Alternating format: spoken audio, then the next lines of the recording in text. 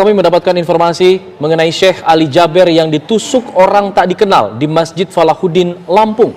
Dan untuk mengkonfirmasinya kami akan menanyakan langsung dengan Syekh Ali Jaber yang sudah tersambung melalui sambungan telepon. Assalamualaikum Syekh Ali Jaber. Waalaikumsalam warahmatullahi wabarakatuh. Bagaimana kondisi Syekh saat ini? Alhamdulillah sudah membaik dan sudah dijahit cukup dalam. Hampir kurang lebih 10 jahitan, ada 6 di dalam dan 4 di luar. Astagfirullah. Syekh, itu posisinya ditusuk di mana? Di bagian mana? Di ototnya bagian tangan kanan, bagian atas.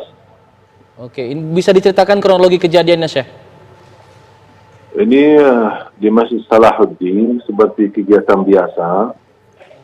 Kita ikut safari dakwah dan saya mengawali acara untuk jamaah untuk jaga protokol kesehatan, jaga jarak. Kemudian saya memanggil seorang anak usia 9 tahun untuk tes bacaannya, karena dia kan ikut wisuda. Dan sambil saya bantu dia untuk memperbaiki bacaannya, meluruskan hurufnya. Dan begitu selesai, saya minta HP-nya ibu si anak ini untuk foto bersama lah buat kenang-kenangan. Ternyata ibu ini HP-nya full, gak bisa foto. Makanya saya minta sama jamaah menarah ke kiri, jamaah boleh pinjam HP-nya. Kasihan anak ini biar bisa dapat foto sekalian. Mudah-mudahan menjadi anak hafizah. Pas saya fokus ke kiri, kemudian menarah sekalian ke kanan untuk melihat siapa jamaah yang membawa HP-nya pinjam. Tiba-tiba di atas panggung ada orang lari. Kemudian karena posisi panggung ini cukup dekat dengan jalan, karena posisi acara di luar, di lapangan masjid, bukan di dalam masjid.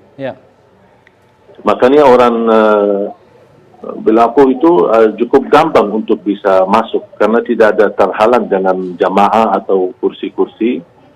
Tapi subhanallah qadarullah, ketika menarah ke kanan, saya tiba-tiba kaget melihat ada orang sudah di atas, di hadapan saya, dan saya langsung qadarullah respon.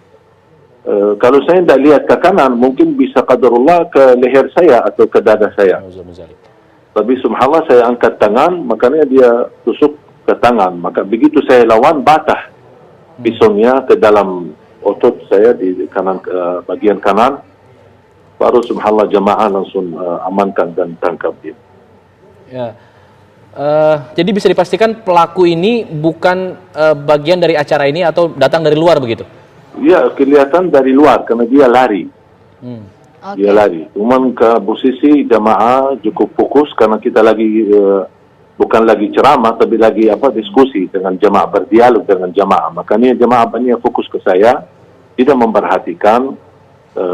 Dan ini kejadian pertama kali barangkali, apalagi posisi saya di panggung cukup dekat jalan gitu. Iya, bisa dipastikan Syekh, pelaku ini benar-benar satu orang? Yang kita ketemu tadi satu orang. Apakah ada orang lain, mungkin mereka lepas diri atau larikan diri dari tempat, tapi yang kita lihat ini ada satu orang dan langsung diamankan.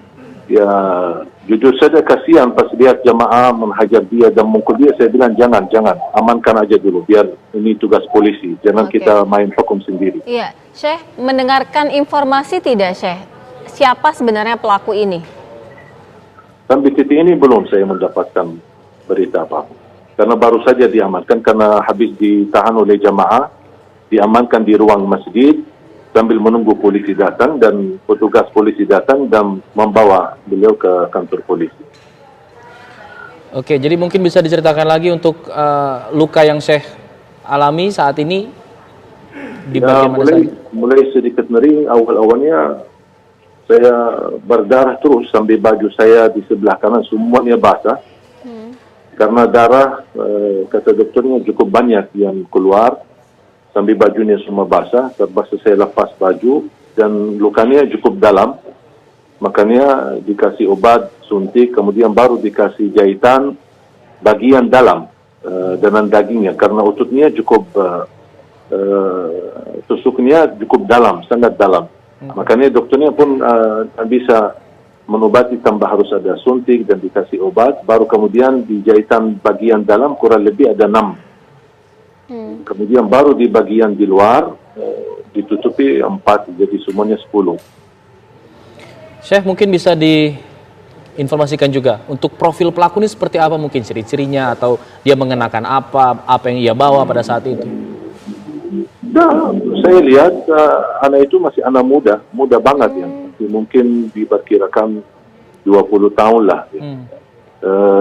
Orangnya kurus banget. Jadi saya merasa orang ini kalau saya lihat ya dari wajahnya dia ketika saya berhadapan dan diamankan, nampaknya bukan mudah untuk melakukan hal seperti ini. Pasti ada kedorongan atau ada yang menyuruh atau ada apa ya gitu. Jadi karena saya lihat dari segi, mohon maaf, fisiknya, dari segi ini tidak mungkin dia bisa dengan cara mudah. Butuh mental yang kuat untuk melakukan hal seperti ini. Ada yang ia teriakan atau omongkan ketika melakukan perbuatannya itu, Syekh?